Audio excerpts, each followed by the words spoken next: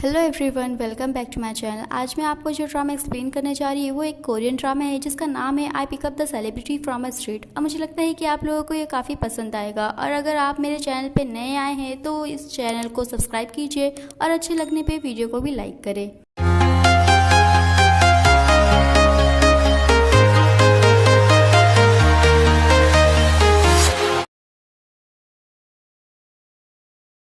ड्रामे की शुरुआत होती है यन सेओ से, हमारे फीमेल लीड से, और उसके हाथ में उसका जूता होता है जिसमें से काफ़ी सारा खून निकल रहा होता है। अब वो कहती है कि उसने किसी को मार दिया है।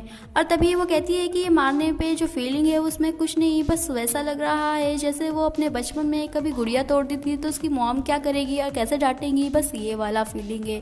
बट वो आखिरकार ये सोच रही है कि उसने अपनी गुड़िया क्यों तोड़ी थी और अभी उसने उस इंसान को क्यों मारा और उसने किसे मारा है।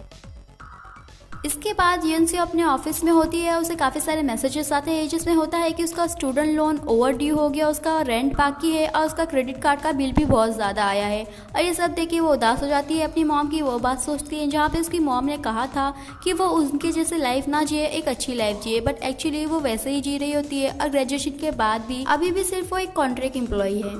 यन से अकाउंटिंग डिपार्टमेंट में जाती है क्योंकि उसकी सैलरी अभी तक उसे नहीं मिली होती है। तभी उसकी कलीग उसे बताती है कि उसके डिपार्टमेंट ने अभी तक उसका जो डॉक्यूमेंट है वो ट्रांसफ़र नहीं किया है, और क्योंकि वो एक कॉन्ट्रैक्ट एम्प्लॉय है तो उसके बिना उसे वो सैलरी नहीं दे सकती, और इसीलिए उसे अपने जाके सीनियर से बात करना चाहिए। और इसीलिए वो अपने सीनियर चीफ नैम के पास जाती है। उसे बताती है कि उन लोगों ने अभी तक उसका जो डॉक्यूमेंट है वो ट्रांसफ़र नहीं किया है, इसीलिए उसे अभी तक सैलरी नहीं मिली है। बट वो उसे डोंट वरी कह के और उसे कॉफ़ी लाने के लिए कहता है और उसकी बात भी नहीं सुनता। उसी वक्त येनसेओ के सामने आती है जीहे जो कि उसकी कलीग है और उसके ऊपर ठोस भी जमाती है क्योंकि वो फुल टाइम एम्प्लॉय है। और वो येनसेओ को कहती है कि क्या उसे हमेशा उसे ढूंढना पड़ेगा, वो उसका कॉल क्यों नहीं पिकअप कर रही है। अब फिर वो येनसेओ को याद दिलाती है मीटिंग के बारे में जो कि सुपरस्टार जून के साथ लोगों की हो रही है। और इसीलिए वो येनसेओ को स्नैक्स लाने के लिए कहती है जो कि सुपरस्टार जून का फेवरेट है। और उसे लाने के लिए वो उसे सिर्फ 30 मिनट देती है जो कि काफ़ी कम टाइम है। फिर भी येनसेओ भाग भाग के जाती है और सारे स्नैक्स लेके आती है। और फिर वो कहती है कि उसे ऐसा अपना ट्रीटमेंट नहीं करवाना है, इसीलिए उसे फुल टाइम एम्प्लॉय बनने के लिए पूरी कोशिश करनी चाहिए। इसके बाद देखते हैं सुपरस्टार जून को जो कि हमारा मेल लीड है। और वहाँ पर उसके सारे फैंस आए होते हैं और उसमें से एक भागती हुई आगे आती है तो सिक्योरिटी उसे पकड़ लेती है। और ये देख के जून गुस्सा करता है और कहता है कि उसके फैंस के लिए ऐसी ट्रीटमेंट वो नहीं सहन करेगा।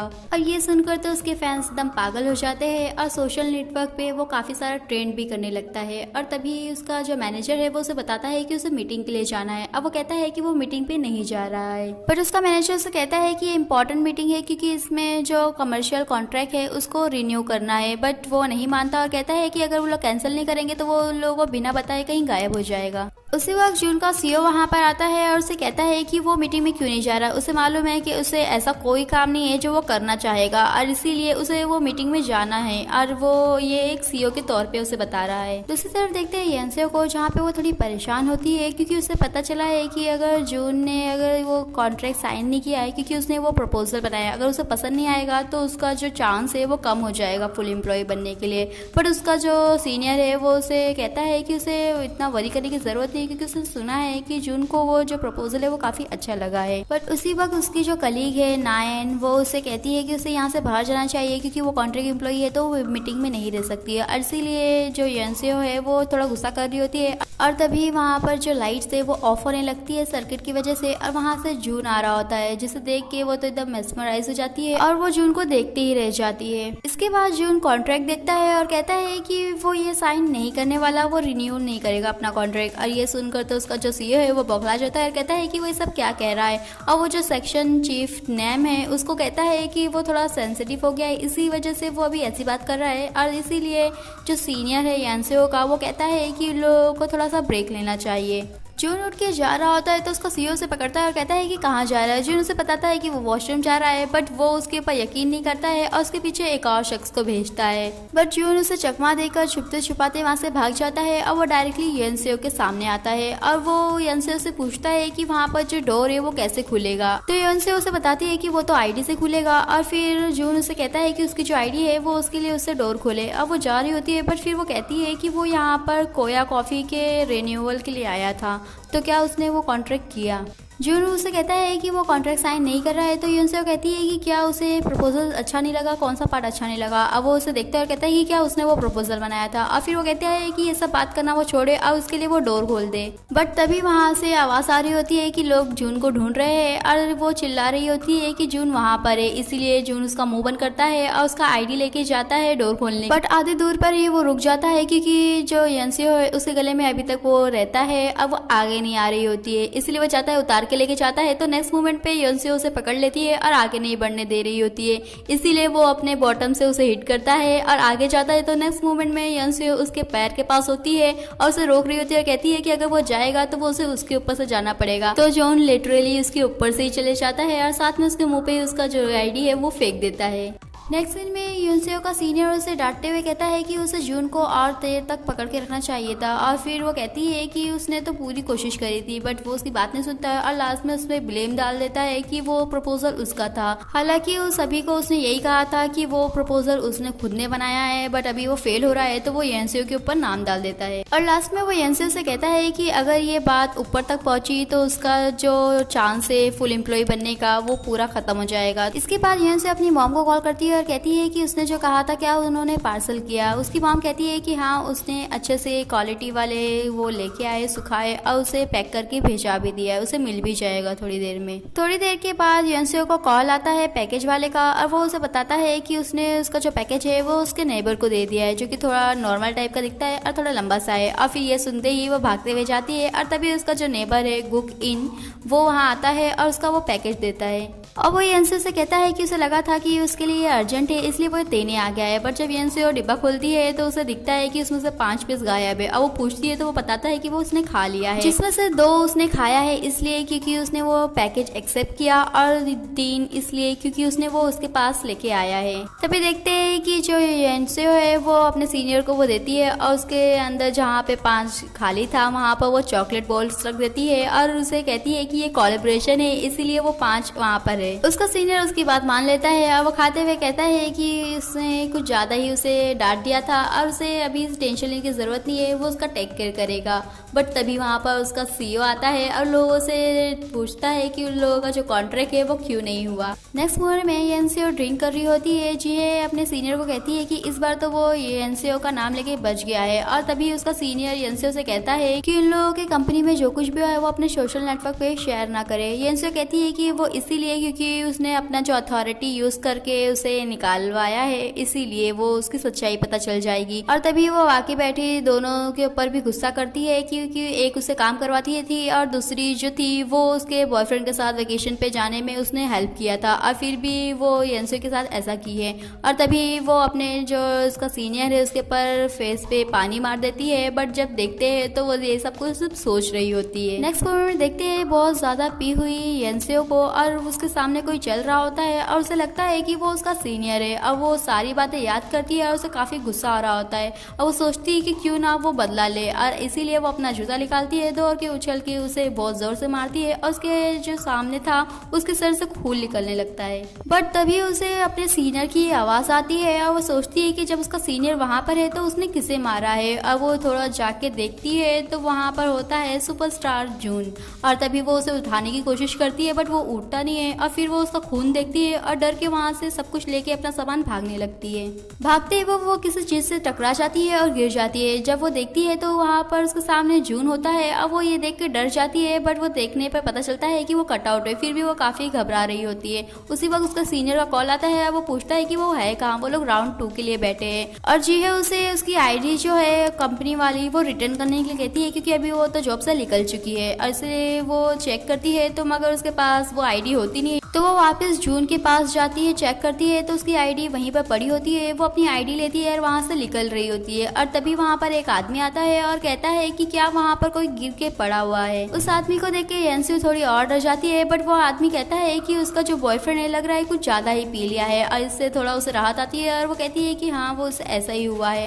बट वो कहता है कि वो पुलिस को कॉल कर रहा है क्योंकि पुलिस उसकी हेल्प करेगी और वो उसके घर पे भी छोड़ देगी। बट उस आदमी के पास उसका सेलफोन नहीं होता है तो वो अपने घर पे जाता है, उसे लेके आता है और और बात करते हुए फ़ोन पे पुलिस से आ रहा होता है, बट वो देखता है तो ना ही वहाँ पर यंसियो होती है और ना ही वहाँ पर जो शख्स था, मतलब जून जो गिरा था, वहाँ पर कोई नहीं होता है। नेक्स्ट सीन में देखते हैं कि सभी लोग थोड़ा हंस रहे होते हैं और कमेंट कर रहे थे कि जो यंसियो है वो जून को अपने ऊपर लाद कर लेके जा रही होती है। और तभी वहाँ पर कुछ लोग होते हैं जो कि कहते हैं कि वो आदमी का शक्ल, मतलब जून की शक्ल किसी से मिल रही है। इसीलिए यंसियो जून के फेस पे थैली लगा देती है ताकि उसका फेस कोई देखे ना और उसे पहचाने ना। और तभी वो जा रही होती है जून को लेकर, तो वहाँ से पुलिस की गाड़ी आती है, तो यंसियो अपना डायरेक्शन चेंज कर लेती है और वो जा रही होती है। तभी पुलिस वाले उसे आवाज़ देते हैं, बट वो सुन रही नहीं होती है। फिर भी वो लोग जोर से आवाज़ देते हैं और कहते हैं कि उसके बॉयफ्रेंड के साथ वो लोग की कार में बैठ जाए, वो लोग उन लोगों को छोड़ देंगे। बट यंसियो मना करती है, तो वो पुलिस वाले उसकी हेल्प करने के लिए आ ही रहे होते हैं, इसीलिए वो खुद ही जाके कार में बैठ जाती है।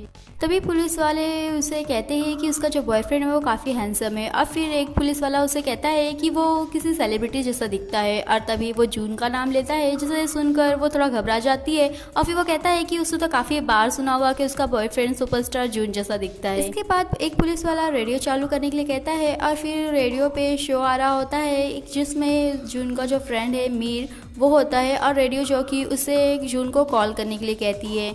ये सुनकर यंसियो घबरा जाती है। अब वो जून का फ़ोन ढूंढने लगती है और जैसे ही मीर का फ़ोन जून को आता है तो वो कट कर देती है। अब पुलिस वाले ये देखते हैं कि क्या टाइमिंग है और ये लोग शक ही कर रहे होते हैं कि वो झूठ मूठ का बात करती है फ़ोन पे कि उसकी मदर का फ़ोन आया है और वो कह रही है कि वो लोग जल्दी घर पहुँचने वाले हैं। उसी वक्त पुलिस वाले कहते हैं कि लोगों को तो लगा कि वो जो कॉल करा गया है जून को वो यहीं पर आ रहा था, वो ऐसा कैसे हो सकता है। और फिर वो रेडियो पे जॉकी वापस से कहती है कि वो लोग एक और बार ट्राई करेंगे। और ये सुनकर यंसियो जून का फ़ोन कार से बाहर फेंक देती है।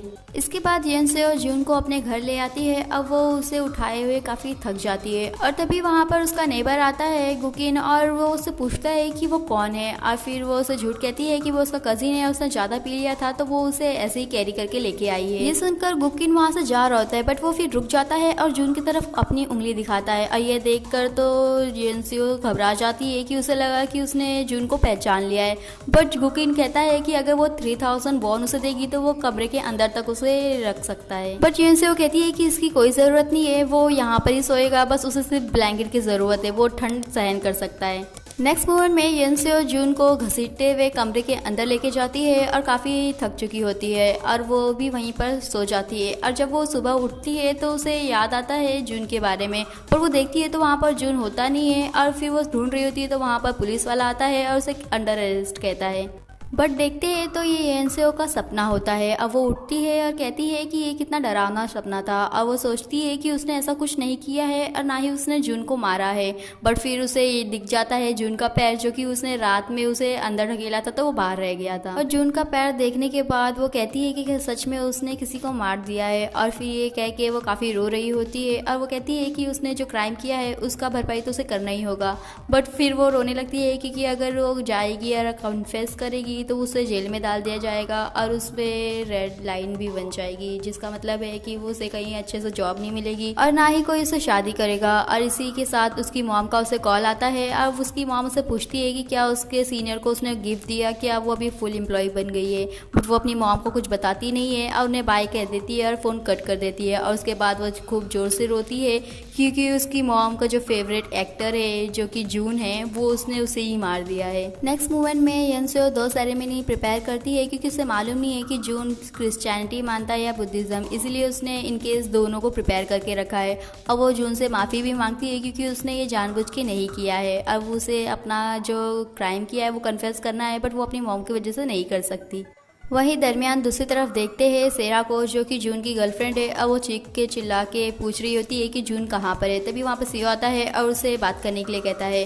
अब वो सेरा को कहता है कि वो ऐसा पब्लिकली क्यों चिल्ला रही है कि जून कहाँ पर है। सीओ किम सेरा को बताता है कि वो लोग जब वो कॉफ़ी का ऐड का रिन्यूअल करने गए थे तो वहीं से जून कहीं भाग गया और उसे पता नहीं कि वो कहाँ छुप के बैठा है। और तभी सेरा कहती है कि वो तो ऐड वो उसके साथ करने वाली थी। तो लोगों का सीओ उससे कहता है कि ज़रूर उसने ही जून को बार बार कहा होगा कि वो उसको कास्ट कर ले, नहीं तो वो ऐसा ज़रूर नहीं करता। और फिर वो कहता है कि वो कहाँ छुप के बैठा है, इससे वो काफ़ी परेशान हो रहा है।